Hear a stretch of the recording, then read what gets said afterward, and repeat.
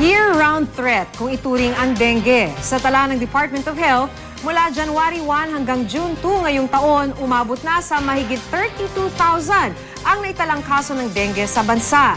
Sa Ginubatan, Albay, isang barangay ang nasa state of calamity dahil sa dami ng tinamaan ng dengue. Ang pinakahuling biktima at namatay dahil dito, batang 1 taong gulang. Narito po ang report.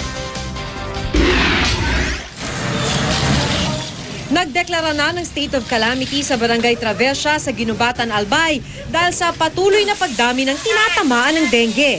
Ngayong Hulyo lang, mahigit 20 residente na ang na-dengue roon. Ang pinakahuling biktima, ang 1 taong gulang na si Albert Abuib. Sabi naman si Sinter sa Ginubatan, hindi naman daw, kalintura lang daw. Tapos ng Martes, hindi ko talaga matiis na hindi siya ma-check niya maayos. Parang nananamlay na yung anak. Pinakita ko dito sa Sinter lugod sa Travisya. Doon na-detect na may dengue nga ka, tinalian yun dito tapos naglabasan na sa pulaga. Patuloy naman ang pagmumonitor sa mga kinakikitaan ng sintomas ng dengue. Actually, ang kaso nga na nasa last week, nasa 18, as of now, nasa 23 na.